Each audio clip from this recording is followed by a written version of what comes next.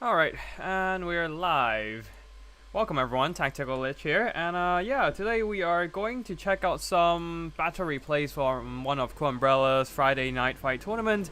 It actually happened like 2-3 weeks ago, and I just didn't really able to find the time to cast it.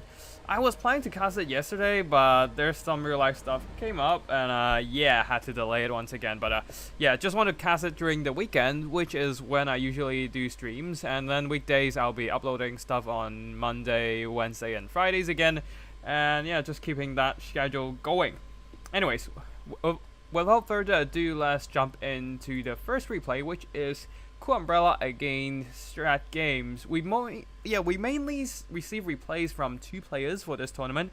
I think we're still missing like a couple replays, but mostly this covers the majority of the battles in the tournament, so we should be fine. But yeah, also a bit sorry to Platypus there. He's streaming his domination style tournament for newer players, so if you want to see some actual live multiplayer action, go check his stuff out instead of mine, which you can just basically check out in the archive, since it is replay anyways, doesn't really have that live action factor. But yeah, I'm just here mostly because one, this is replays that are pretty good quality. I haven't checked them, but from what I heard from Strat Games, they have an absolute beatdown, absolute unit of a scrap in the finals there, with a best of 3 going all 3 games. So either ways, before the finals, everything is a best of 1, so it's gonna be like 2 players versus each other, and then move on to the next pair. Anyways, we will have 2 players here. CoolUmbrella as the Chaos Undivided Warriors of Chaos, and then on the other side, Beastman is Strat Games with his dreaded double Gorgon plus a Jabberslide.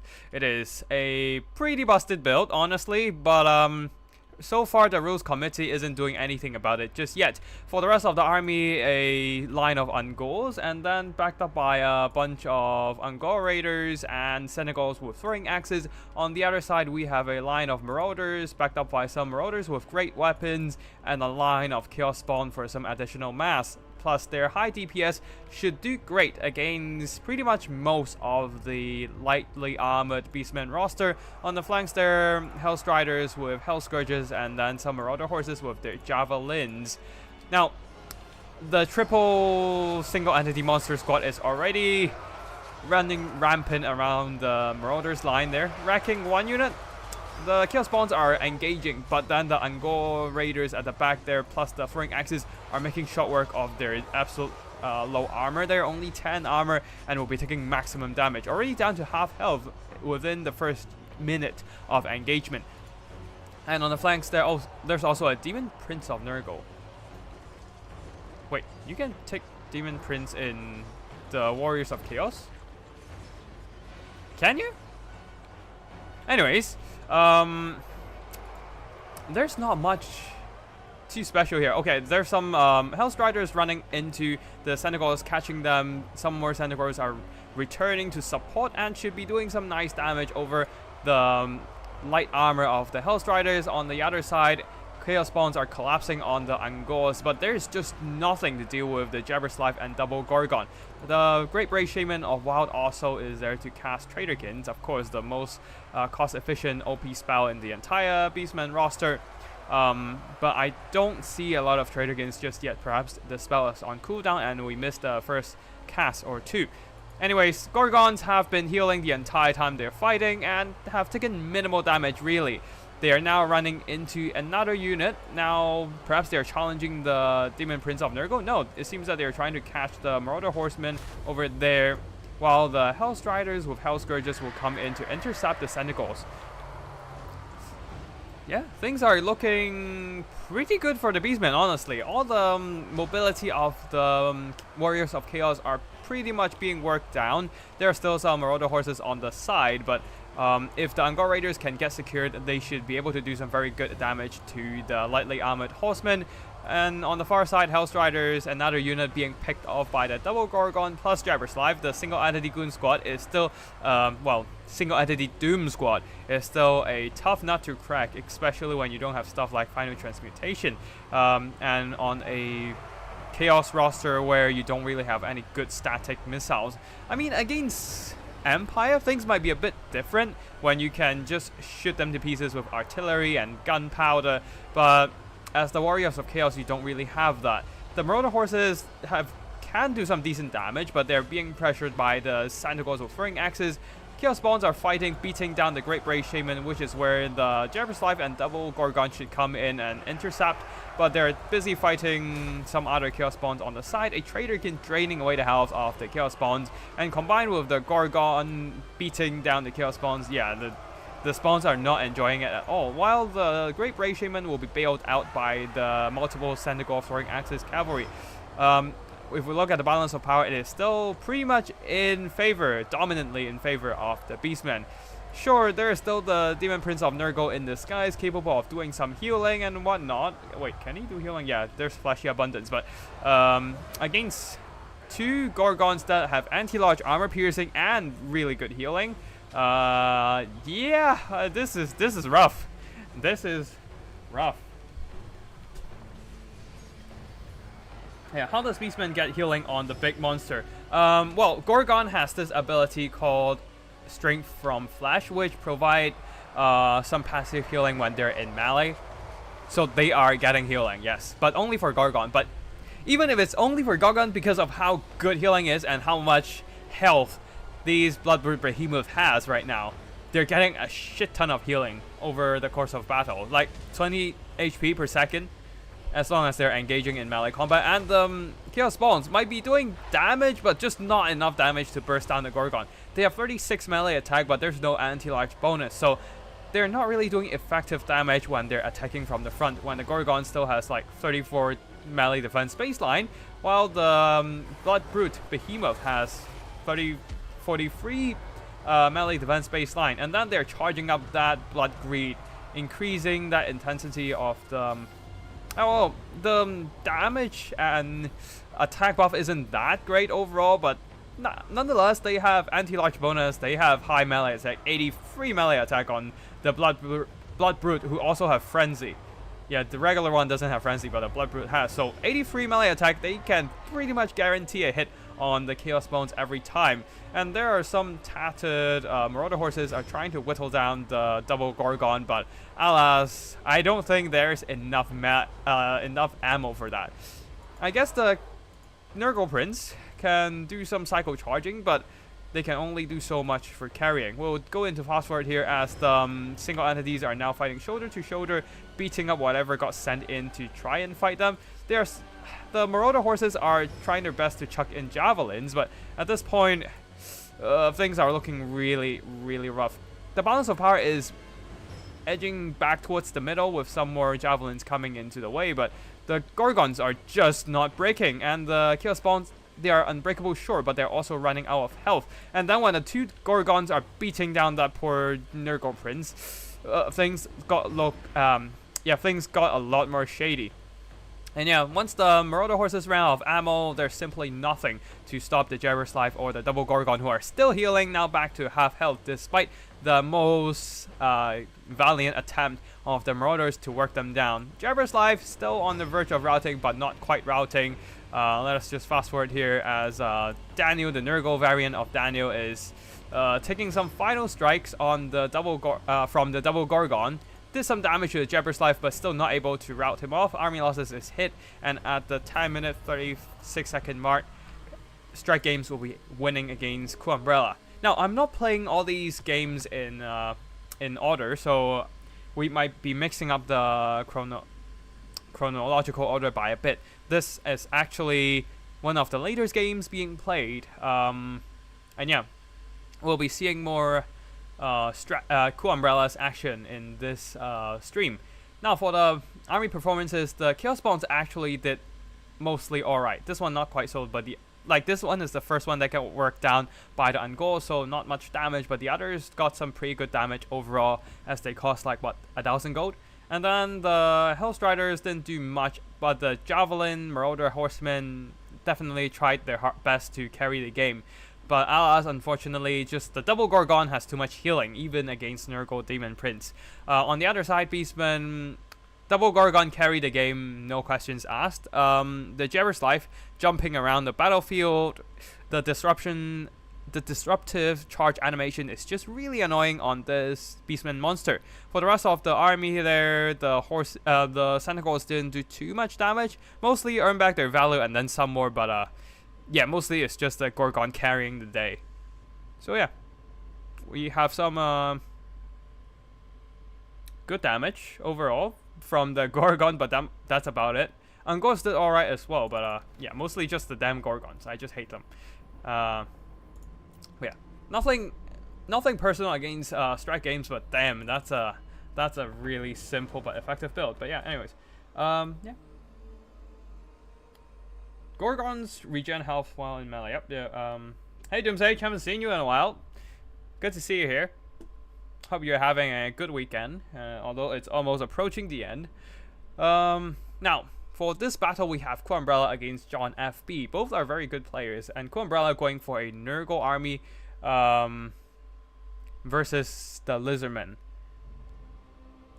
We're going for a lot of meta picks here. Actually, John FB going for a skirmisher build with a bunch of skink javelins in the front mixed in with skink skirmishers at the back, a bunch of fire damage salamander hunting packs, one of them the Umbro Tide stalking hidden from plain sight. In the skies, a couple Colossadon hunters, and also we have Lord Mazdamundi supported by the Court of Wattle, coming in with a few spells, including his Bound Banishment, Harmonic Convergence, Apotheosis, and Net of Amentok. Well, even Comet of Kazandora. I did not expect that, but I guess the Net definitely helpful to pin down any Nurgle monsters and shoot them to pieces with the Salamander hunting packs with their fire damage, high anti-launch missile strength, and whatnot. Anyways, in the front line, Nurglings are moving in. They are backed up by Exalted Plague Bearers, and further back, a bunch of Marauder horses of Nurgle. In the sky, some Plague Drones, Rot Flies, and just mass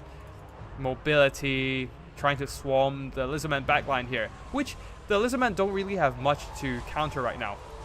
They are throwing in the Ripper Dactyls to stop the Plague Drones, but the Ripper Dactyls are themselves a very fragile unit, and they are taking massive charge impact damage. Colossadon Hunters are also on the ground trying to intercept, but they are being charged by Plague Drones, and now all those Salamanders are being silenced so far. So yeah, unfortunately, the Salamander firepower has not been effective at all, since they just couldn't really find a chance to fire. Salamander hunter packs, they themselves have pretty good armor themselves, but when you're fighting against Plague Drones who have armor piercing, this is not helping them too much. And with the front line being compromised by a bunch of Nurglings, and then the Plague Drones, Rot Flies coming in, the missile damage output of the Lizardman army simply just isn't there. Not available to do much at all. Colossadon Hunters and Ripper Dactyls are taking heavy casualties. Some Javelins, Skinks are trying their best to dish damage against the Plague Drones, but the Nurglings are also pushing in. There's nothing really to deal with them right now. And with the Exalted Plague Bearers engaging as well, yeah, the Skink front line is collapsing entirely. Armor-piercing missiles are throwing into the face of Mazdamundi, and he is being hit by the Demon Prince of Nurgle hard. And yeah, things are pretty much set, I think, against the Lizardmen, because the Umbro Tide and the Salamander Hunting Pack simply cannot get back online. Are they not on fire at will either? Yeah, they're probably not on fire at will, so this is definitely one of the mistakes here, because they're not firing at all. Wasting a lot of their damage potential. Finally, they're firing into the Demon Prince, but his attack animation moves himself slightly forward and kind of dodging the shots. The jank animations, yeah, the beauty of Total Warhammer. Jank animations overrides all kind of stats. Yeah. And Mazdamundi got slaughtered by the Demon Prince. And yeah, at this point, things are pretty much set at the 3-minute mark of battle. All the missiles are compromised, the Lizardman Lord is dead, and CoolUmbrella will be taking this victory with his beloved Nurgle forces. He is indeed a Nurgle main, so not too surprising here with the strong performance The rod flies, the plague drones did pretty well in shutting down the lizardman missiles, and yeah, not much to say here. These two murder horses has been chugging their throwing axes into Lord Mazamundi with nothing much to stop them. Perhaps they were trying to shut down the quarter portal as well, but I didn't really pay attention where did the Boxagors went. But yeah. Guess they didn't do much damage in the battle. Lord Mazamundi took some heavy damage, and the Colossodon Hunters, the Ripper projectiles, are too fragile to hold the line against the swarm of rot flies and plague drones. Salamander hunting packs as well, they got caught, and there's not enough resources to defend them from enemy air force, so yeah, they suffered heavy casualties. And the skink infantry did some minor damage, nothing too amazing here. So, not enough to carry the game for sure. Nurglemain as in terminally ill. Sick in the head for sure to be liking Nurgle, right? Anyways, another cool umbrella battle, this time versus Lamsauce King. 2 BBB players. One of them using Chaos Dwarfs and the other using Tomb Kings. And let's see how this one goes. And I'm surprised there is no Ushapti with Great Bows at all. Because in my opinion, Ushapti would... I don't usually play Tomb Kings, and let alone playing Tomb Kings against Chaos Dwarves, but I do think that perhaps... oh wait, no, there's one Chosen of the Gods, but I think there should be more Ushapti with Great Bows, since you can just spam those and try to outshoot any single entity artillery. And then once you finish the artillery pieces... What the hell is this map? Oh, the hillside just blocked all the light. But yeah, once you shoot down the single entity artillery, the enemy is pretty much yours to be pretty much at your mercy. Anyways, we'll have to just deal with this lighting difference. Yeah, the weather is random, so I can't really control it. For the Chaos Dwarfs here, we have some Hobgobble Wolf Raiders with spears, and there's no... Wait, there's no bull centers here. Yeah, just a bunch of Hobgobbles. And then there's Chaos Dwarf with blunderbusses on the flank, on the right flank, and a couple more Goblin Laborers for some additional chaff support. And the front line, the Chaos Dwarf Warriors mixed in with the Blazing Beards of Bazarak. Anyways, yeah. Hobgobble Archers, more Hobgobble. This is a really wide Hobgobble army, and a bunch of Goblin Laborers. In the skies leading the army, a Sorcerer Prophet of Fire coming with Burning Head, the best spell against Tomb Kings really, and Cascading Fire Cloak as well. On the other side, a whole front line of Skeleton Warriors mixed in with Skeleton Spears, going for as wide as possible to wrap around enemy front line, but unfortunately, they're dealing with a very wide army as well. On the flanks, there's also some Nekara Horsemen mixed in with Skeleton Horses, backed up by a bunch of Nekara Warriors for a little bit more of an anti-infantry holding power. And further back, the armor-piercing firepower. We got some Laser Eyes, Sepulchral Stalkers, one of them, the Eyes of Desert, and also a Chosen of the Gods. And leading the army, where's the Lord? Over there, our Grand Hierophant Katep. Probably trying to spam his item there. Wait, where is it? Wait, where's the item? Not the curse. Yep, this. The Lich Staff spamming the increasing cooldown just to stop people from using their abilities too easily. Especially good against armies that rely on ability spams.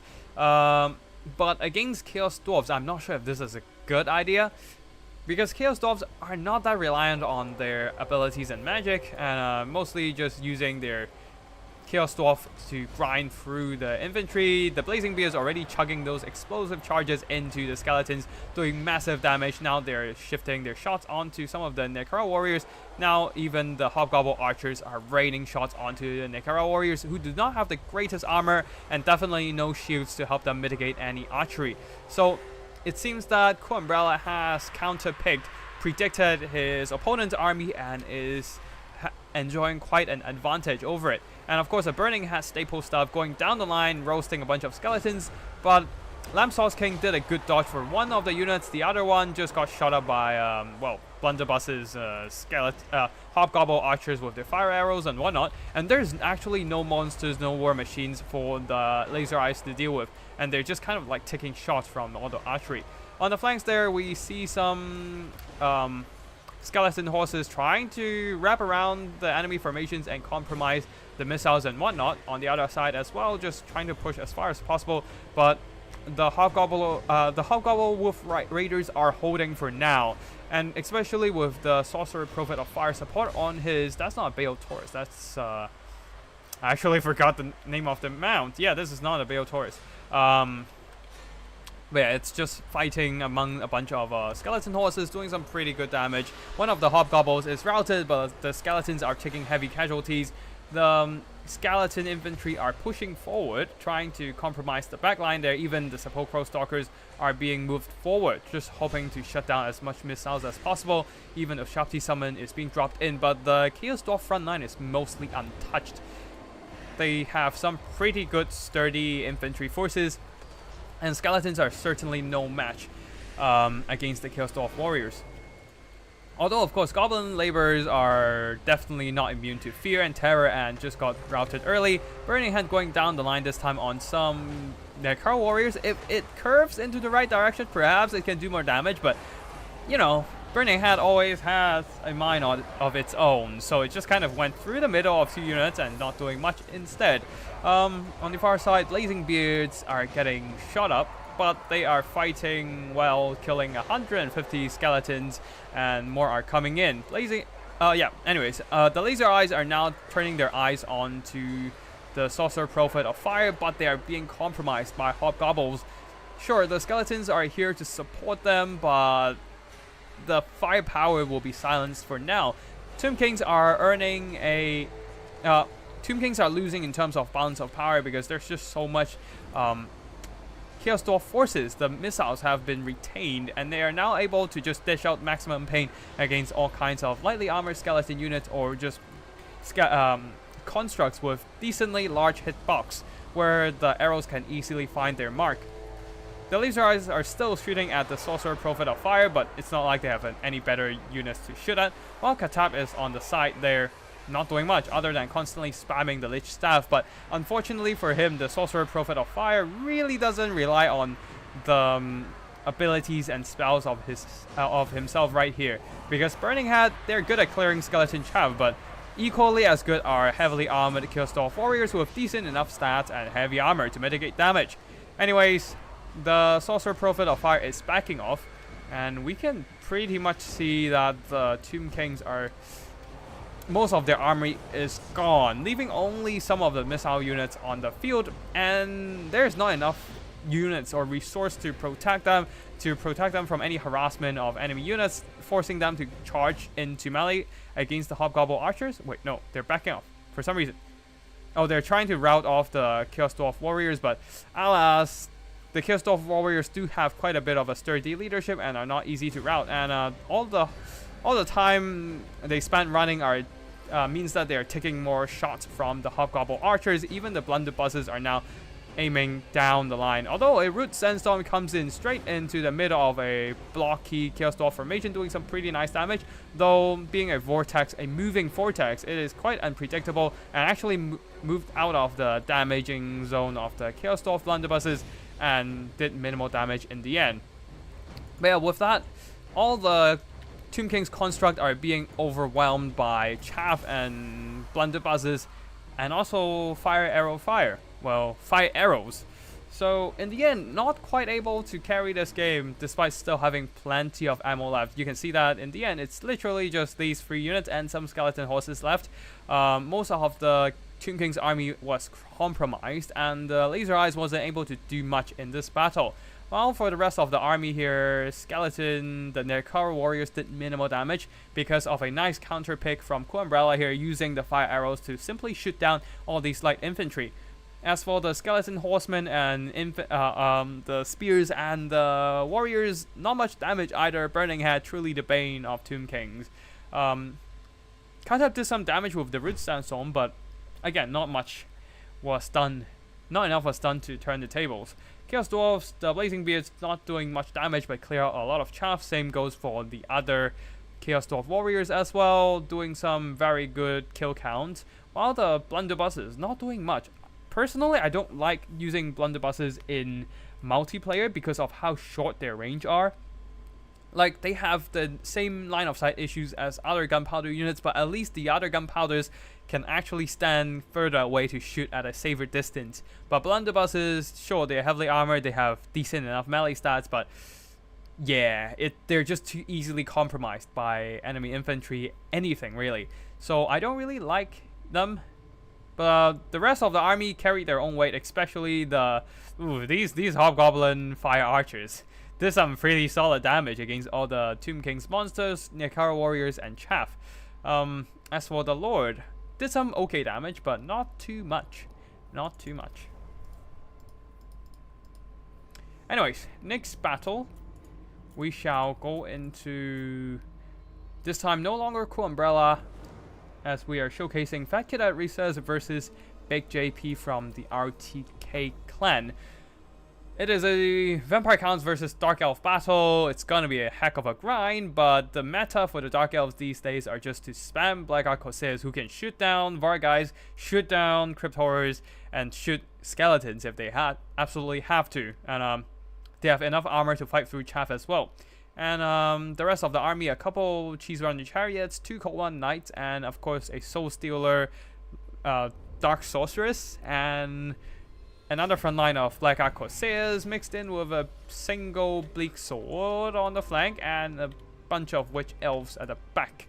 Yeah, Supreme Sorceress with the lore of Soul Stealer, and on the other side we have a front line of zombies plus skeletons, some of them spears, and one of them skeleton warrior, and the other the Konigstein stalkers.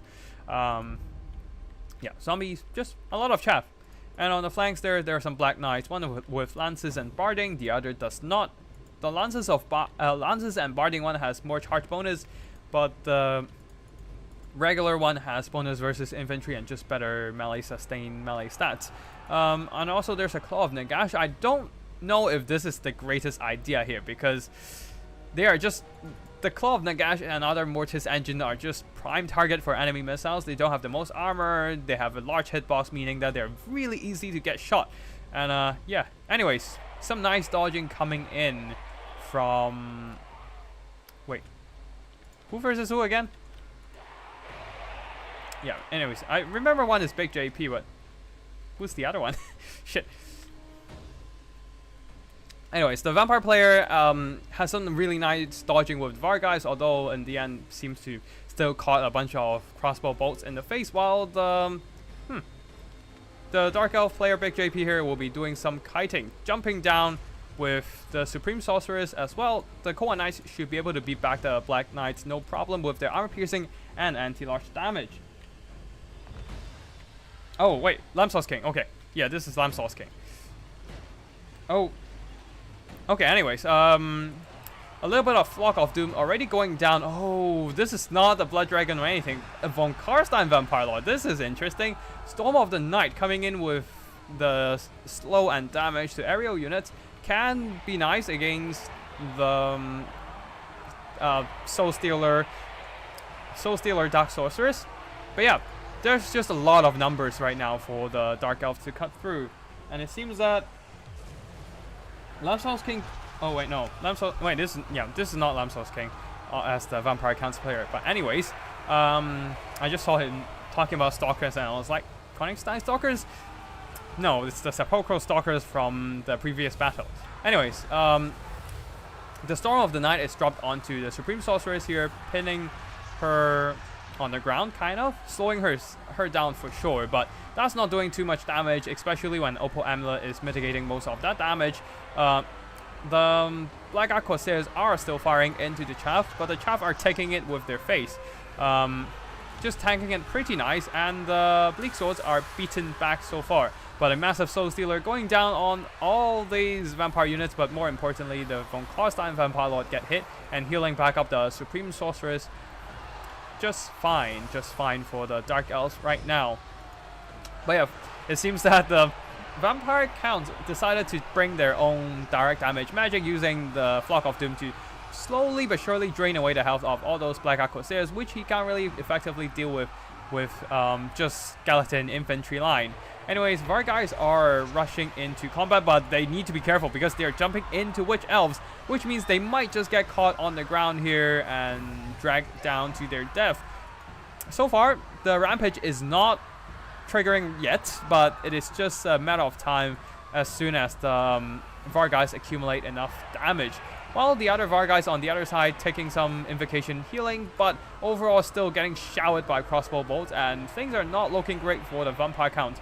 The majority of the Dark Elf front line are still intact, especially Black Ark Corsairs really great at clearing out skeleton infantry, while the Supreme Sorcerers still have half health. Another Soul Stealer coming in. You can see that it is targeting the Supreme Sorcerers, even hitting one of the Vargheists, while the Skeletons are continuously pushing, trying their best, but this is still quite dicey here.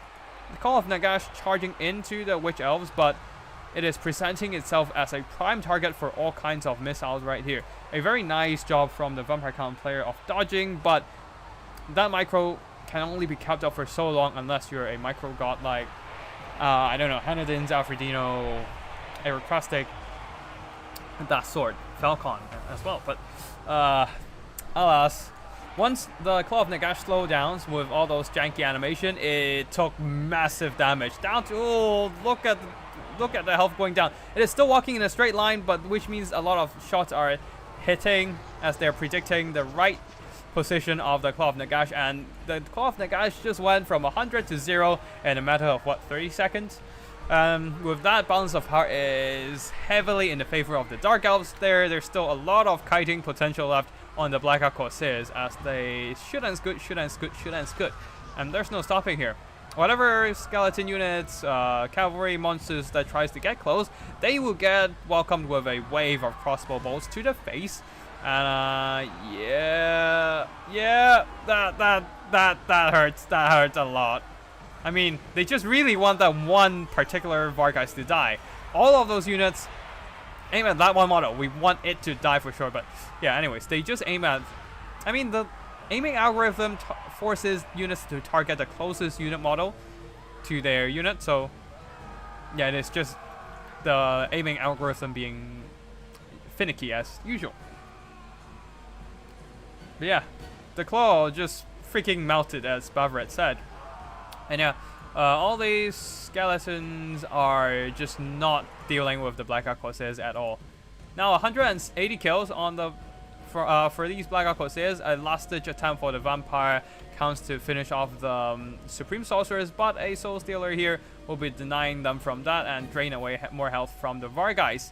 Just keep kiting and you'll make it eventually. Keep kiting and moving on.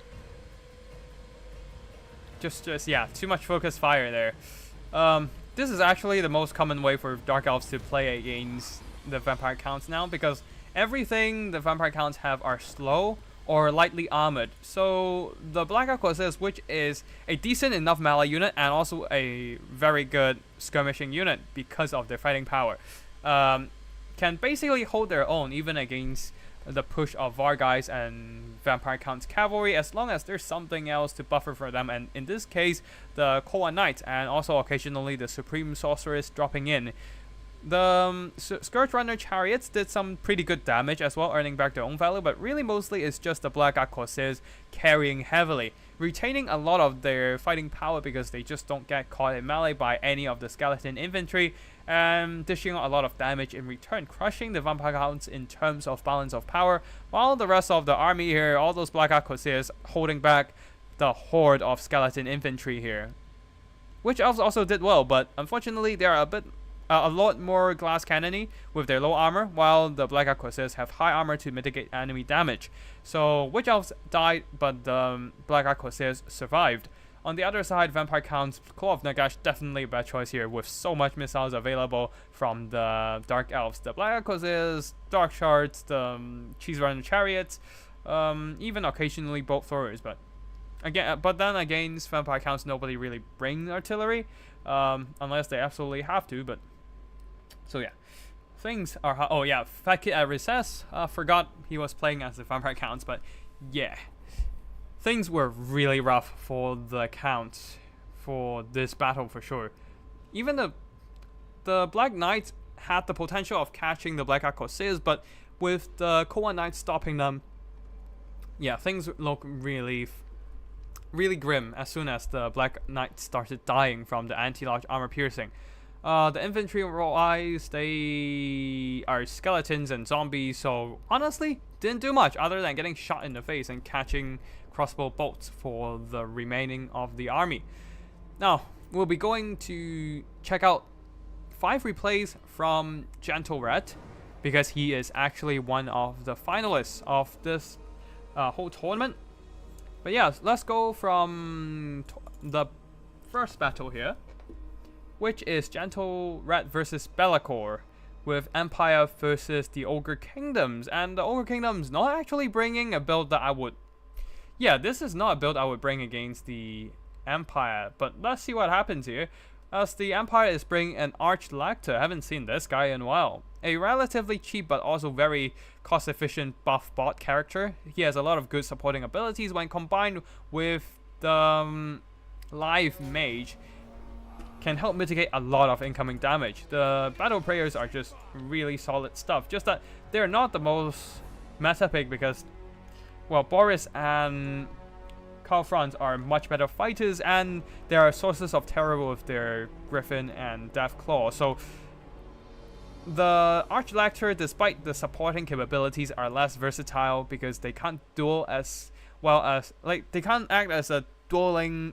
They can't act as a duelist, they can't act as a terror-causing piece, and they have less mobility in general, being on a heavy warhorse and whatnot.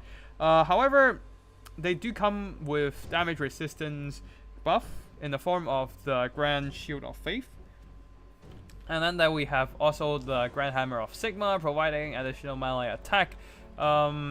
He also provides additional leadership buffs, but honestly that's not too important here against the Ogre Kingdoms. Perhaps they are, but I don't usually care about that. Anyways, in the front line, spears backed up, mixed in with a single swordsman, okay, and then backed up by some huntsmen, 3 of them in fact, and further back halberdiers mixed in with flanked by Empire Knights in the middle, 2 demigryph with halberds, one of them the raw out of Griffites who comes in with terror, which the Ogre Kingdoms are quite susceptible to due to their lack of immune to psychology. That's why you want to bring man-eaters, but although in this battle I would just go for a full line of Nobblers mixed in with Ogre Bulls, and on the flanks 4 Iron Guts, and also 4 of the Saber Tusks. But it seems that Be'lakor here is going for a Lead Belcher spam. On the flanks we have some Saber Tusks mixed in with a single unit of Sky Striders. On the other side also a single unit of Saber Tusks. While in the front line going for a wide line of Nobblers backed up by Nobbler Trappers, very cost efficient infantry. I assume they're using the BBB rules where they allow 10 units of Nobblers, but in Fruit rules this is actually banned. Or maybe they changed their rules again, I don't know. But usually in anything played with Fruit rules, I just bring 8 Nobblers, regardless of variant. Anyways, at the back there, 3 Lead Belchers mixed in with 3 units of Ogre Bulls, ready to pummel enemy front line with a lot of cannonballs. Leading the army would be a Slaughtermaster of the Great Maul, coming in with extra ingredients. Troll Guts should have the Blood Cleaver, a very nice self-healing item, and Greedy Fist for increasing cooldown. Not sure how useful it is, and also Belly Slapper. I usually take off Greedy Fist because that cooldown has a little bit of a range limit, so I don't usually use it. But anyways, Lead Belchers got a little too close to the Huntsman and got absolutely destroyed by a single volley of anti-large fire before they can even do much against the Huntsman here. Like, they're just dying in droves. Look at how quick their health drops. And with the Empire Knights flooding in, the Ogre Bulls do not have enough punching power to beat back all those armored cavalry. And the Lead Belchers here are taking heavy casualties. There's still some Ogre Bulls being forgotten. The backline there, Sky Striders are trying to move in and shut down those infantry, but the Empire Knights are pushing hard right now. Demigryphs are also being held by very nice micro from Gentle Red there. keeping some units in reserve to counteract the Sky Striders when needed, especially when he has all kinds of damage resistance from the Grand Shield of Faith. And also, where is the Live Mage? I swear I saw the Live Mage somewhere, but yeah, there you go. Especially with the Live Mage coming in with Regrowth and Earthblood for more heals. But personally, I would even bring a Flesh to Stone just to get some physical resistance to be spammed on top of the Raw Out of Griffiths, giving them like a maximum of 80% damage resistance against physical damage. But yeah. Anyways, the Ogre push is going pretty strong, but they're faltering under the reserves of the Empire state troops. Like, Ogre Bulls are pushing strong, but once the Halberdiers are here to stem the tide, they're just backing off at the anti-large attacks. Over here, Sky Strider is being flooded by a horde of knights. Raw of the Griffith taking minimal damage due to their Grand Shield of Faith, and perhaps some healing might just come in soon, or maybe they have already received healing. Where's the other Demogryphs? Yep, right here.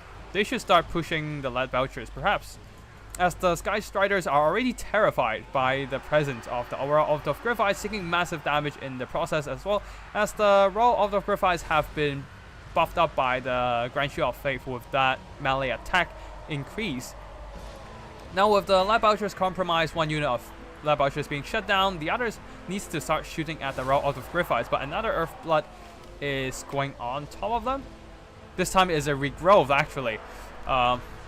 Keeping these monsters sustained while the rest of the Demogryphs are able to come in and start swarming this little poor blob of Ogre Bulls, Saber Tusk packs and whatnot. And on the far side, some of the Huntsmen being routed earlier has regrouped, now unleashing their arrows onto the Ogre Bulls and Nobblers who have been held back by the state troops. So at this point, the Ogre Kingdom army is largely compromised. All the missiles here, these two are still online and still shooting, but Raw of the Griffiths still having 31 unit models left, and they can't be just killed by a single cannonball. They need multiple shots to be killed. So yeah, things are not looking too well right now. Lead Belcher is being run down. Perhaps it is the age of Halberd Demogryphs. We haven't seen these guys in the longest of time, but with the anti-large armor piercing, they are actually very reliable against Ogre Monstrous Cavalry. And with the support of Huntsmen, especially the anti-large, to just shoot back any Ogre Bulls that are lightly armored, while the armored threats are dealt with by the Demogryphs, things are not looking too grim for the Empire after all. I used to just bring like artillery pieces to shoot down Ogres, but now that the Mornfang Cavalry are so cheap, you can't really do that, because they're like investing into artillery means that there is not much funds for mobility with mass like Demogryphs or infantry frontline or anything. So you end up having Mornfangs running over your frontline and into the missiles, and you can't really do much with the artillery. But either ways, we have some Demogryph action today, and they have been doing really well. 2,700 gold worth of damage. These guys also getting a chevron and 1,300 gold worth of damage value. And now catching another unit of Lead Belchers, they're for sure gonna finish off all these Ogre artillery. On the far side, Huntsmen have been kiting.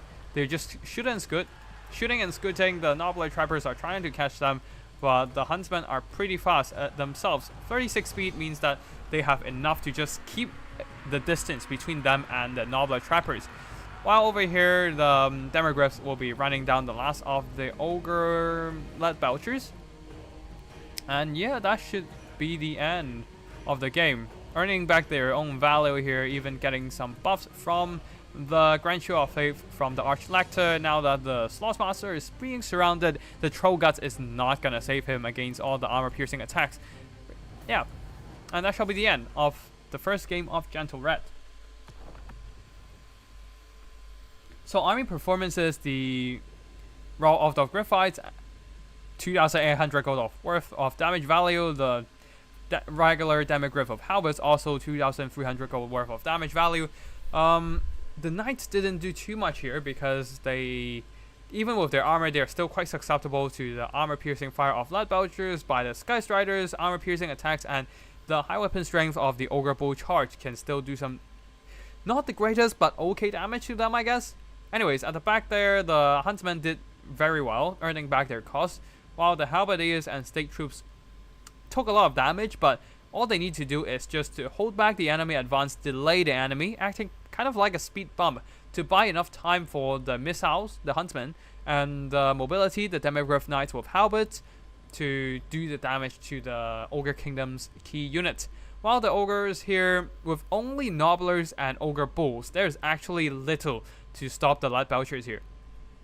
My personal pick would actually be 4 Iron Guts and 4 Saber Tusk Pegs, which can trade evenly against the Demigryph Knights, and if you give them a Bull Gorger, adding that extra attack and weapon armor piercing damage, they will absolutely beat down the Demigryphs. But alas, there's nothing here, so the Lead Belchers, without anything sufficient to protect them from the Demigryphs, got slaughtered in the end. One of them still did some really good damage by standing really far away from the Demigryphs and shooting them down. Sky Strider is not a great choice in this matchup. I mean, you can bring them, but you also need to bring a lot more. You can't just bring one unit, which allows the enemy to have like a good target to focus down. You need to bring multiple units of mobility to just make your opponent choose between what unit to focus. Anyway, Slaughtermaster, meh. He's not really a combat character, but mostly there to support. So that's why I don't bring the... Yeah, that's why I don't bring the I forgot what the thing is called. Anyways, that I don't bring the cooldown debuff item, because you don't want your lord anywhere near your opponent's characters. Sure, you can still, like, if your opponent is chasing you, you can give them some minor debuff, but mostly you just want to keep your Slaughtermaster far away from enemy lords. Perhaps get a Slaughtermaster stuck in one of the enemy chaff units like the Empire State Troops and give them that melee attack debuff from the Belly Slapper. But yeah, the cooldown item debuff is really not necessary. The rest of the army here, Saber Tusk did meh. Not really a lot of units to fight, and even if they get their hands onto the units, they will just get counteracted by Empire Knights for this battle. For the rest of the army here, Ogre Bulls did meh. 2 of them did okay, but that's about it. Trappers did solid. As usual, they are a very cost-efficient infantry with their missiles and anti-infantry bonus. But yeah, that's about it, as the regular Nobblers just got slaughtered. So yeah. Now, second battle, we have another Empire. How many Empire battles we have? Okay, another Empire battle. Ooh, another Empire versus Ogre battle. Okay. Anyways, let's see the Empire versus Dark Elves first. This is a matchup I struggle a lot usually, but it seems that the Dark Elves are not going extra meta either, so should be fine. Let's see what happens, but it seems that the Gentle Rat might have an advantage here, because, well, first of all, Witch Elves are really glass cannon, so even against State Troops they will be taking noticeable damage, and especially when they're run down by heavily armored cavalry, things can be even worse for them. They have the rampaging effect, but that does require them to have... They can't really tank the damage coming in from the rampaging units in general. Yeah. Anyways, the main line of the Empire army is just spears backed up by some... a single unit of silver bullets and 2 units of great swords, definitely preparing for a Black Arc Corsair rush there, but it seems that there's no need for that right now. Halberdiers and some Empire Knights at the back. Halberdiers protecting a single mortar, now bombarding the Sisters of Singing Doom. And the Lord choice is actually Volkmar Grim. Haven't seen this guy in a while. It seems that Gentle Rat is really liking the battle prayers of Sigmar, coming in with the Grand Soulfire, Grand Shield of Faith, and the Grand Hammer of Sigmar. But yeah, right now there are 2 Feral Manticores. Both are actual deployed units, not summoned. So they are actually jumping on top of Volkmar Grim, but being swarmed by a bunch of Empire Knights, it's taking significant damage. While the Supreme Sorceress of Death Magic, interesting enough, is dropping a little bit of a no, this is this is a Supreme Sorceress of Dark Magic and Sorceress of Dark. What?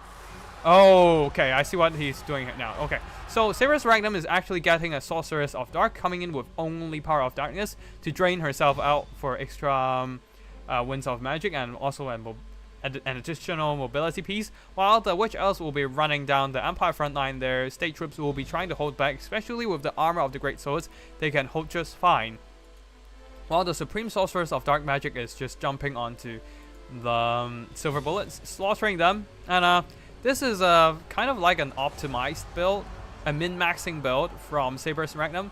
He really loves min-maxing builds. Now he's just trying to maximize the Soul Stealer magic damage by squeezing out as much magic as possible. Yeah. Banishment went down in the middle of the Empire line, doing some nice damage to the Sisters of Satan Doom, but the Empire line is mostly collapsing. Balance of power is in the favor of the Empire though, as their front line beat back multiple units of Witch Elves, and yeah, even Witch Elves that tries to push into the back there are also receiving a lot of damage. Over here, a really nice placement of Dollars Below here, destroying a unit of Koan Knights and a unit of Witch Elves, earning back a lot of value for this one unit of Jade Wizard on the ground. Now, Koan Knights are getting on top of the mortars, preventing them from firing, but at what cost? They're now tangled up by a bunch of halberdiers and will be receiving a lot of armor-piercing anti-large damage. The Supreme Sorceress of Dark Magic is jumping into combat as well, but balance of power is edging closer and closer in the favor of the Empire army. So yeah, Saber's Magnum trying his best to fight here, but just not quite able to push through the Empire defenses. The mortar is not online anymore, but the halberdiers are protecting them just fine, surrounding the crew, while the Koan Dread Knights, actually they're Koan Dread Knights, okay, but either ways, they're still not able to get onto the enemy artillery. Soul Stealer dropping onto a bunch of Empire units, equalizing the playing field a bit by doing a lot of damage, but the healing aspect of the Soul Stealer is not benefiting the Supreme Sorceress much here. A few nice breath attacks from the Supreme Sorceress. Now we have seen her using 3 breath attacks, so no more breath attacks, although I missed out on the first 2, but either ways, no more breath attacks from the Supreme Sorceress, while the Empire army has pretty much complete control of the battlefield. Volkmar is still very healthy, and there's still a lot of Empire troops for the enemy to kill. So Dark Elves is in a rather dicey situation here. Another banishment dropping right on top of some Witch Elves. And there goes the last of the Dark Elf supporting infantry, meaning that the single entities, one of them at least, has to stay in battle. Well, one of the Furrow Manticles are being dragged down by halberdiers. Actually, there's not even a single halberdier in melee distance against the Manticore. He just routed being hit by freaking mortars. Another Soul Stealer going down here, but is it going to be enough? I don't think so, because Volkmar the Grim does have self-heals with his Jade Griffin. Where is it? Show me. Yep, Jade Griffin, 0.2% heal per second, counteracting the Soul Stealer. Even Grand Shield of Faith, and yeah, even have Grand Shield of Faith to further mitigate the spell damage. And Volkmar the Grim also have his innate spell resistance of 40%, so once you combine it with Word Save, that is like a 60% of damage reduction. So Soul Stealer literally can't, well, it can do something, but really doing minimal damage to Volkmar the Grim so far. He's just tanking here. He doesn't have the greatest melee stats, but when he is buffed up by the freaking Grand Hammer of Sigmar, he can still do some pretty good damage. And yeah, at this point, I think we can just fast forward, as the Dark Elf army is soon reduced to just Supreme Sorcerers of Dark Magic, meaning that the Dark Sorceress needs to just stay in melee combat, being grind down by enemy infantry and cavalry alike. And the fact that she used a lot of Soul Stealers without having empty health bars to heal means that she probably can't heal cap herself this battle. Either ways, that is not going to be enough to win the game, being recharged by a bunch of random units. And also Volkmar the Grim himself, that's not going to be enough to win the game, so that should be A victory to Gentle Red yet again, and then we'll be going into the best of 3 between Gentle Red and Strat Games. Anyways, let's have a look at the army performances. Volkmother Grimm did really well here with the Grand Soulfire Bombardment, Banishment, and also his own melee attacks and whatnot. The Jade Wizard also did some good damage with the Dwellers Below, while on the other side we have the Mobility not doing much against the armor-piercing Cold Cavalry. As for the Silver Bullets, also got compromised early by the Dark Elf flying units, though the state troops did earn their worth here. The Great Swords killed off a bunch of Witch Elves and using their armor to hold the line, while the Halberdiers did some really good damage, earning back their value and then some. This one just enough to earn back their own cost, 550 gold value of damage. As for the Spears, not much, as they just got cut down by a bunch of Witch Elves with their armor piercing. Now on the other side for the Dark Elves here, Supreme Sorcerers of Dark Magic, 4k worth of damage value. This is ridiculous, but as expected from a Soul Stealer Lord, Soul Stealer Dragon. And then we have the Mentacles not doing much. They dove really immaturely into Volkmother Grimm, and being surrounded by Empire Knights got shut down pretty hard. While the Cohen Cavalry did... The Dread Knights did okay, but I don't think they earned back their value. Cohen Knights definitely did not earn back their own value. The Witch Elves... Oh yeah, the Cohen Knights definitely did not earn back their own value. Witch Elves did poorly. Again, they have low armor, so even fighting state troops means that they'll accrue a lot of damage over time, especially when shot by freaking mortars and having to fight armored units of great swords, who also have armor piercing to be more effective against the Witch Elves. Anyways, we have 3 battles. So let's finish up with a very exciting best of 3. Strat Games was really excited about me casting the series, so yeah. Hopefully we have some good action here, although we do have the Beastmen coming in with a bit of a double Gorgon. Although there's no Jabber's Life this time, but I still think that it would be a really rough match for the Chaos Dwarfs, given the build of Gentle Rat right here. 2 Cutthroat, 2 Hobgobble Fire Archers, and then a line of Laborers in the front, backed up by a single unit of Hashut Stark Ravagers. It is not the Great Weapon variant, so no bonus versus large. Things might be rough. Also, Inferno God with Fire Glaives, and yeah, that's most of the army. Also, Estrogoth Iron Hand, and that's it. For the other side, Beastmen, we have some Senegals with Throwing Axes, Angor Raiders, a front line of Angor Spearmen Herd. I feel like this is just a standard loadout. A front line of Angor Spears, a couple Angor Raiders, and then a bunch of Senegals. There's also a melee Senegor here. And the army support, actually we have a Tuskor Chariot Horde, led by the Great Brave Shaman of Wild coming in with only Trader Kid. Of course, very standard stuff here.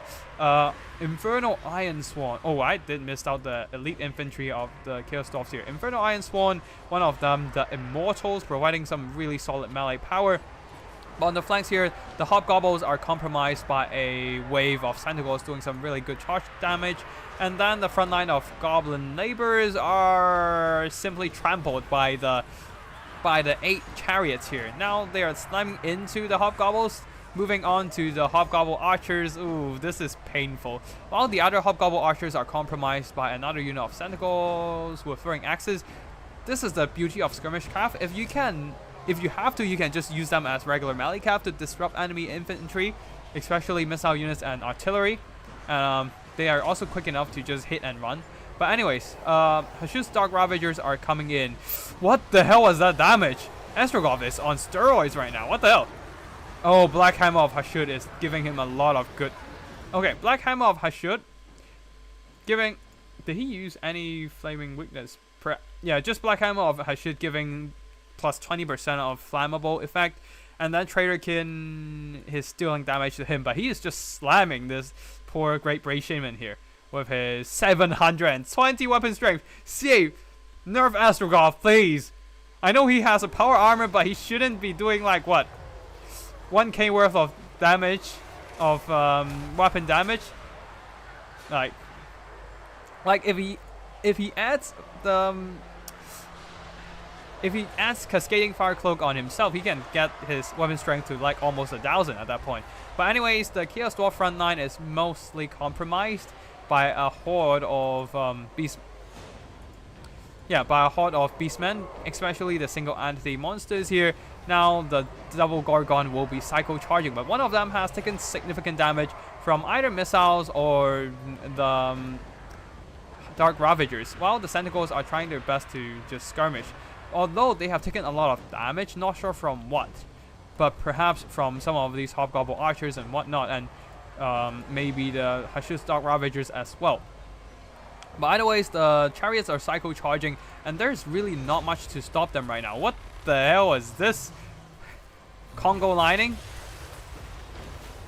Allowing a maximum damage Hellhammer here, but mostly dodging that spell. Still having 91 unit models left on the Angkor Raiders, and now they're adjusting their position to start firing again. While the chariots, the Tuskar chariots, are pretty much unstoppable. There's just not enough mass to deal with them right now when the Hashut's Dark Ravagers are busy fighting freaking Gorgons. And the double Gorgons are beating onto Astrogov right now, who is buffing himself up with a Cascading Fire Cloak, giving himself 74 melee defense, but he is still taking damage from the armor-piercing Gorgons though, who are now running into the Inferno God. They're still holding for now with the healing, but another hit from Astrogov Iron Hand and the Gorgon will be pushed away.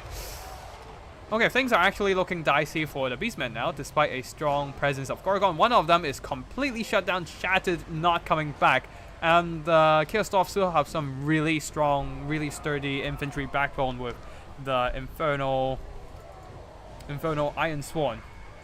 While the Hobgoblin Fire Archers are on the far side, they're shooting down the Sentinels with throwing axes, so they can't really take the time and shoot at the blazing beers and whatnot. But yeah, the Tuskar chariots are not enjoying their fight as well.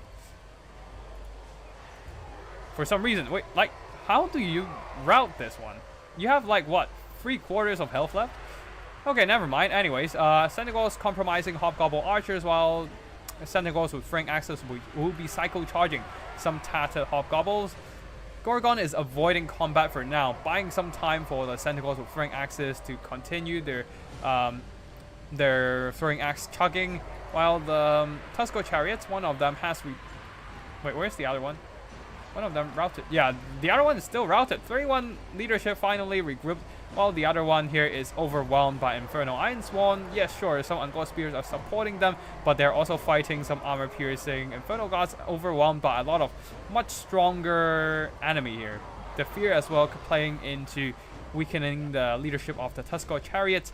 And Astrogov is acting like the one-man army he is. He is just throwing axes. He is just tanking, throwing axes, and chasing down Tuskar chariots and whatnot. And without the leadership of the Great Brave Shaman to hold the morale of the Beastmen army together, they are actually very prone to routing. Actually, is the Brave Shaman dead? Yeah. Oh, Lord fled recently, so he just got off the battlefield relatively recent, and Lord fled debuff is still there. Anyways, the massive armor-piercing missile strength of the Hashut's Dark Ravagers will be coming in quite handy in shutting down the Gorgons and Tuskar chariots here. Angkor Spears are coming in to support, but that is probably not enough. Tuskar chariots trying their best to charge. Even the Sentinels are trying to charge the Inferno Gods, but they're just getting caught in anti-large melee power. And yeah, that probably might just spell the end of the Beastmen here, despite Double Gorgon being a really strong combo. First time I see this combo being shut down, so props to Gentle Rat, really. Like, yeah, I don't think the Beastman has any hope to win this, so we can just fast forward here. A Hellhammer beat down the freaking Angkor Raiders. Now Tuskar chariots charge in. The Gorgon trying his best to work down Astrogov, but his stats is just too elite, too strong. The anti-large of the Gorgon is just not gonna work here. Both of them did really poor in this battle, not having a lot of good targets to fight. Probably that's why they didn't bring. That's probably why Gentle Rat didn't bring double Great Weapon Bull Centers, because they would actually be a good target for the Gorgons to fight. While in this battle, the Gorgons were stuck against a single unit of elite Hashut Dark Ravagers. Excuse me, and I'm being stuck against a bunch of Infernal Iron Sworn, Elite Infantry who has way too much melee defense for the Gorgons to kill, and Astrogov, a tough nut to crack himself. So the Gorgons actually didn't do too well here. And yeah, the rest of the army here, the Centaurs did okay, but not too great here, being counteracted by the double Hobgoblin Archers. Tuscarora Chariots did some okay damage, but the fact that the Lord fled the battlefield gave them a massive morale penalty, and in the late game their performance was really limited despite having quite a bit of HP left. Rest of the army not doing too well here, unfortunately.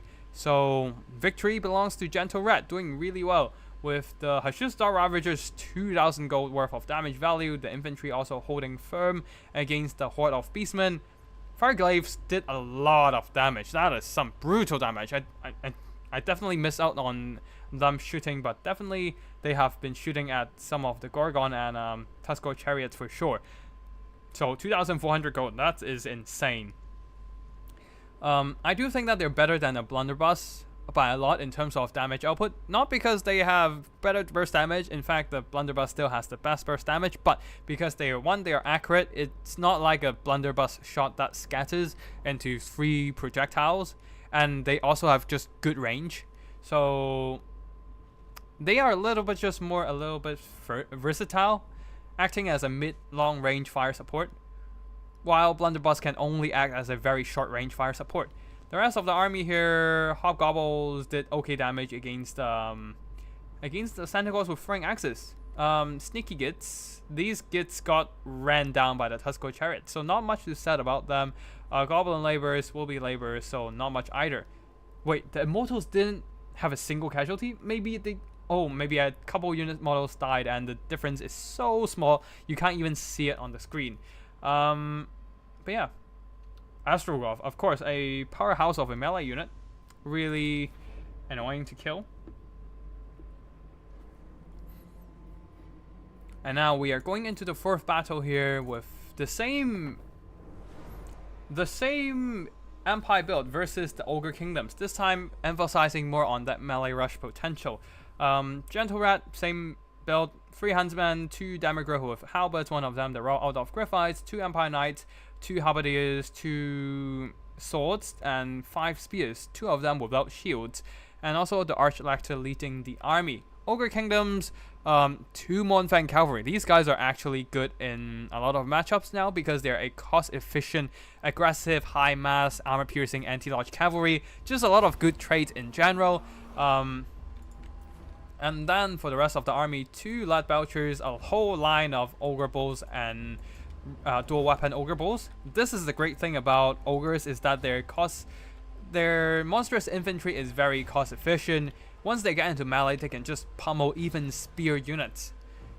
As long as they have Nobbler support, they should do just fine, even against all these Empire State troops.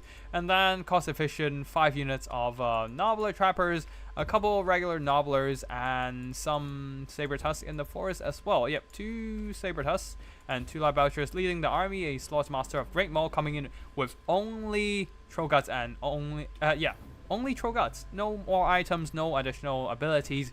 On the other side, the Archlector is coming in with Grand Hammer of Sigmar and also Grand Shield of Faith. While the where's the Live Mage? Okay, here. Coming in with Earth, Blood, and Regrowth. We'll get the battle begin. State troops will try to push, but with the Ogre Bulls 500 gold worth of units, the dual weapons one 650, they will absolutely pummel the poor swordsmen and state troops. Sure, the Huntsmen will be doing some good damage with their anti-large shots, but once the spears got compromised, it would be time for the Saber Tusk packs to come in and run down the Huntsmen. And yeah. Right now the Lab Belchers are being kept nicely behind the front line, so the Huntsmen actually can't catch them. And the Demigraphs got a little too close here, allowing the Lab Belchers to just pummel them from afar. Yeah, those cannonballs do hurt a lot, and the Demigraphs are taking heavy casualties. They are trying to jump onto the Ogre Bulls and just crump the Ogre front line, but things are not going too smoothly right now. Ogre Bulls are taking a lot of damage, but the Nobbler Trappers will be able to follow up with a lot of missile damage to shut down the Empire State Troops or pin them down, delay their advance so that these One-Fang Cavalry with great weapons and the Ogre Bulls on the other flank can just push in. Constantly pushing, putting a massive beatdown on all these Spears and Demogryph Knights. One of them is on routing territory, being slowed down by Dismember. They actually can't pull out of combat. And the Empire Infantry are also on a mass routing. Yeah, things are looking quite rough right now with Nobbler Trappers shooting into the Huntsmen. Some of them are routing. Are they routing? They're on the run. Yep.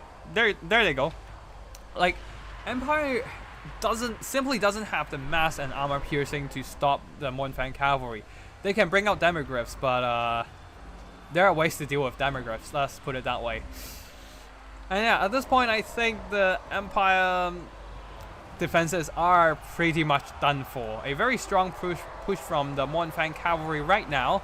Raw Orthodox Griffites are being buffed by the Grand Shield of Faith, trying to hold the line, but they are overwhelmed by a lot of these One-Fang Cavalry. Even popping a Terror with the Massacre buffing their weapon damage as well. 148 missile weapon strength on these guys for now. Imagine if you add like a Bull Gorge on them, adding even more weapon strength. God, it's gonna be painful. But anyways, at this point, the Empire is... all the missiles are pretty much compromised. Huntsmen are being caught by the faster Ogre Bulls. Sabertusk is also pursuing a lot of these routed Demogryphs. Huntsmen on the far side are firing, but that's not going to matter too much as the Sabertusk are constantly just pushing forward, moving, and a lot of the shots are actually missing from the Huntsmen. Anyways, there are still some Halberds fighting in the mix, but they can't really do much to the One-Fang Cavalry, who can simply walk out of their formation, preventing themselves from being bogged down. And yeah, that's pretty much game, I would say. Now, there are some Empire Knights getting on top of some of the Lead Belchers, but with a bit of help from all these Ogre Bulls, things have been taken care of. And that will be a victory for the Ogre Kingdoms. Let's have a look at the army performances with... yeah, Huntsmen did minor damage because the Empire State Troops simply do not have the leadership and hit points or stats to hold back all of these Ogre Bulls, and they just kind of disintegrated once the One-Fang got thrown into the mix as well. And without the front line holding back Ogres, then the Huntsmen can simply shoot everything to pieces. Like, the Huntsmen can't shoot everything to pieces and will simply be chased down. Empire Knights also not doing a whole lot of damage, and Demogryphs, yikes, not doing much damage at all. One of them being shot by Lead Belchers and the other overwhelmed by Nobblers and Ogre Bulls and One-Fang. So things have been going pretty poorly for the Demogryphs. On the other side, the Ogre Kingdoms retained a lot of their balance of power because the One-Fang Cavalry are almost full health. Like, they didn't lose a single model throughout the entire course of battle, really. While the Lead Belchers did some pretty cost-efficient damage, they have slightly more range than the Huntsmen, so if you can just be careful with how you place your Lead Belchers, this is absolutely a reasonable choice into the Empire here. As long as they don't bring artillery, of course, but yeah, in this case, no artillery from Empire, so all good. Now, the Huntsmen can't actually outrange the Lead Belchers, so the Lead Belchers were able to just stay away from the Huntsmen and shoot down the other state troops instead. For the rest of the army here, Ogre Bulls, minor damage, not doing... they don't need to do a whole lot because the Sabertusk have been doing a lot of heavy lifting, chasing down routed units and whatnot. And yeah, that's about it for this second battle of the series, with victory belonging to Strat Games. So we'll be ending one final battle, but before that, let me just top up my hydration meter, and then yeah. Oh hey, Comma White, nice to see you here, and I hope you're having fun with your channel. For everyone who doesn't know, Comma White is a former BBB member. Now he's doing his own multiplayer content. So yeah, go ahead and, if you speak Spanish, go ahead and check out his channel, and yeah, should have some pretty quality replays. Anyways, hydration check, and we're going into the last battle here with the Gentle Rat going for a typical Siege army here. Soul Grinder plus Kairos Fate Weaver with the blue fire spam, while Greenskins going for a Green Tide. Very typical Goblin plus the Squeak combo. And then we have 2 Stone Trolls who have both spell resistance and missile resistance, means that the blue fire spam would not be too effective against them. Also, they have heavier armor as well. Aside from that, the Greenskins going super wide with their mobility as well. Forest Goblin, Spider Riders, Orc Boar Boy Biguns, they have slightly better armor than the Savage Orc. A lot better armor than the Savage Orc Boar Boys, so you just want to bring them. And the Savage Orc Boar Boys, especially relying on their physical resistance, not gonna do much against the Siege army, which is an entire unit of magic damage anyways. We have, what else? Stone Trolls, more Stone Trolls, more Forest Goblin Spider Riders, and more Orc Boar Boy Biguns. 2 of each cavalry on each flank. So okay, so one flank of the Green Tide is pushing, the main infantry line, and the right flank is pushing. The left flank is pulling slightly far back, just doesn't really want to get into range of the Soul Grinder of Siege, and don't want to get shot. While Warsack is just hiding in the tree here.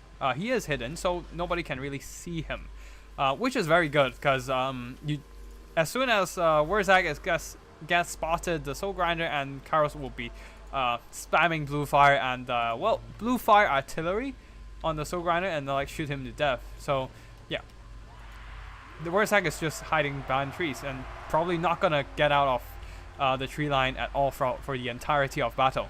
While the Siege army is going for a line of Marauders mixed in with Chaos Warriors.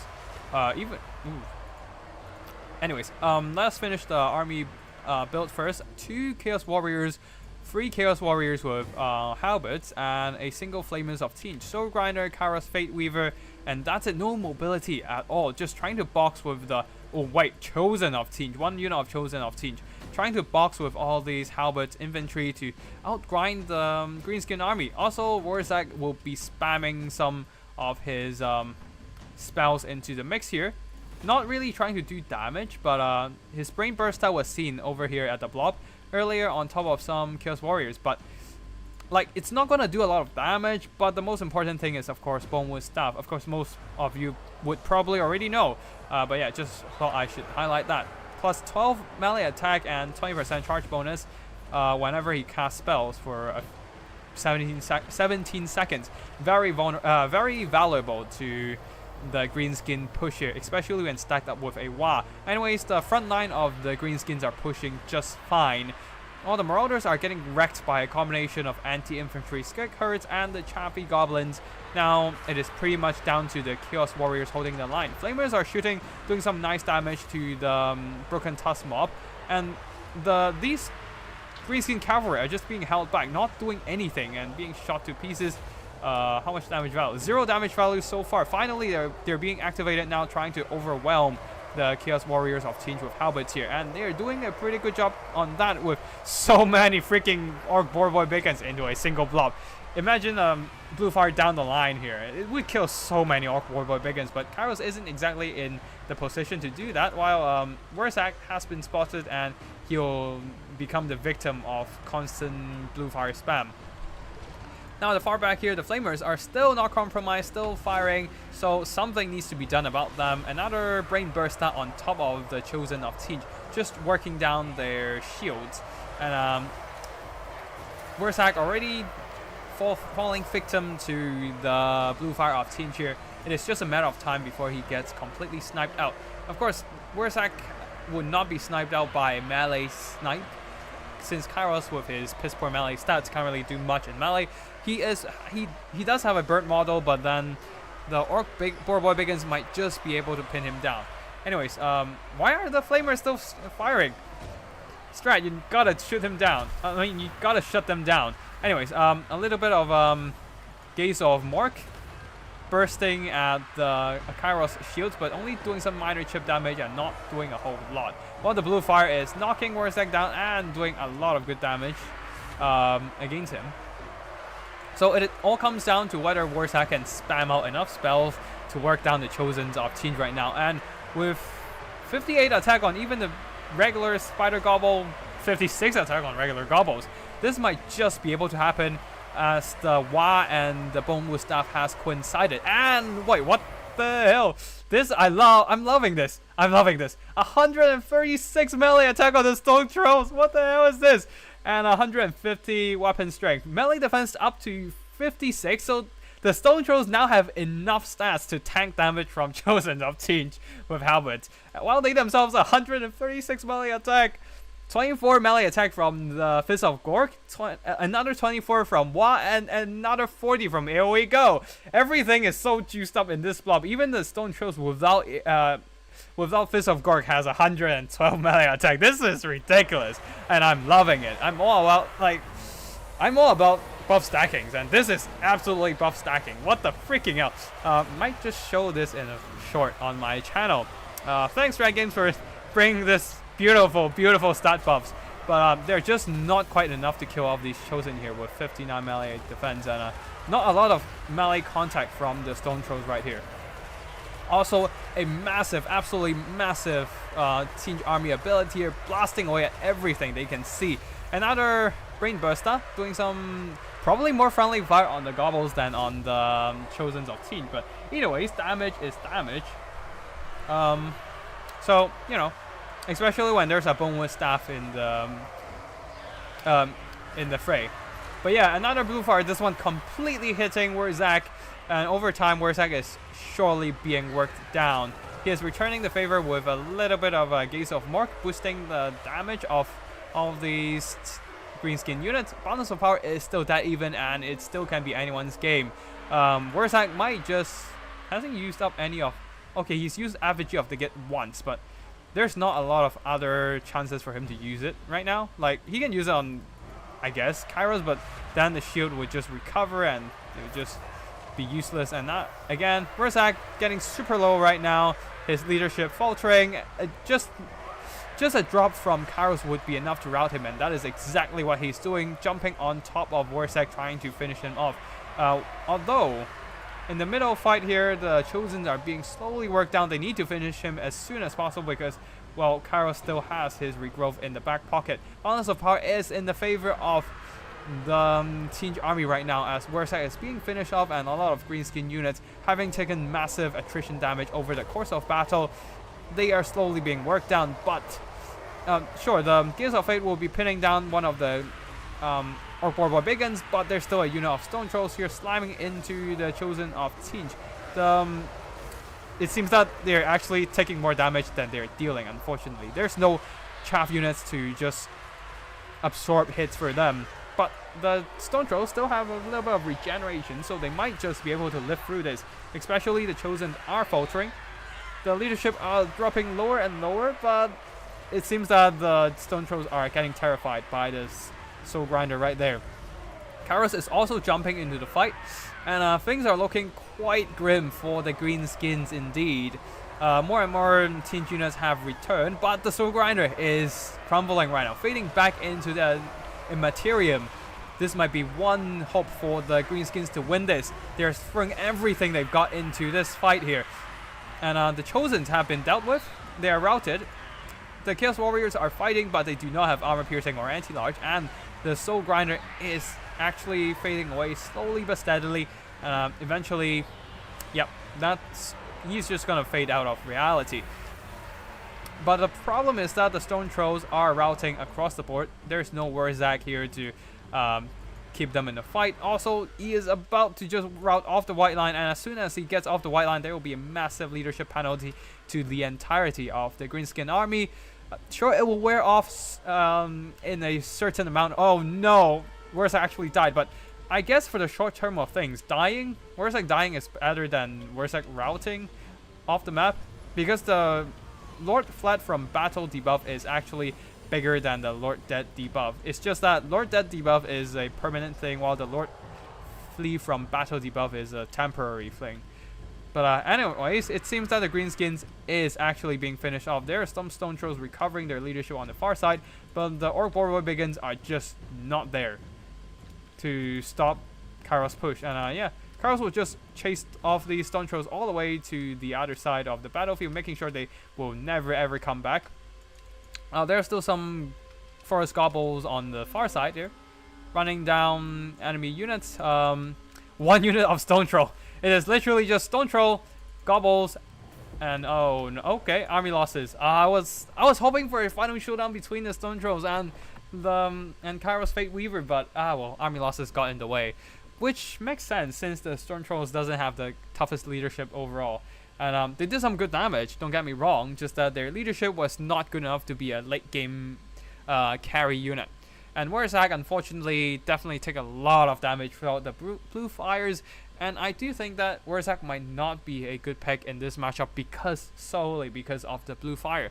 Perhaps a not a hobgoblin, perhaps a goblin big boss.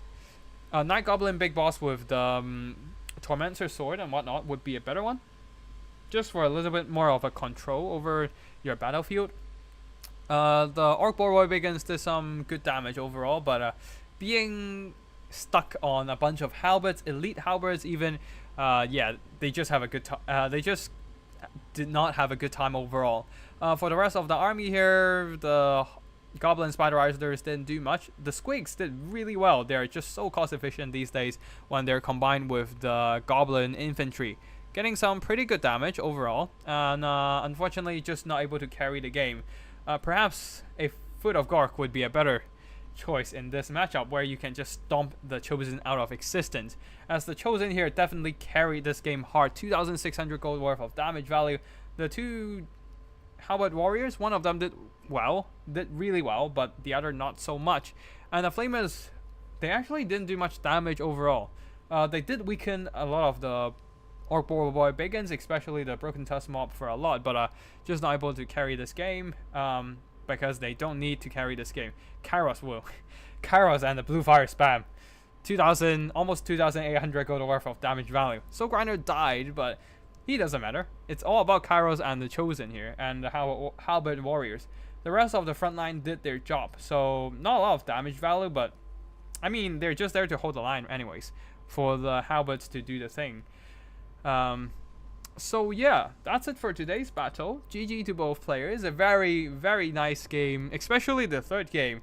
It was quite close, but just that Kairos blue fire spam is too strong. But yeah, a very nice battle from all the players here. Really grateful for CoolUmbrella for sending in all these replays. Big thanks to all the players who have been playing. GG to everyone, and that should be the end of today. I'll be posting another tactical guide, multiplayer guide video tomorrow, so be sure to check out my channel and subscribe if you haven't. But I'm pretty sure whoever watches my stream is dedicated enough to subscribe. But yeah, anyways, that's all for today. Thank you for watching, and I'll see you in the next one. I hope everyone had fun watching the replays, and yeah, Tactical Lich signing out.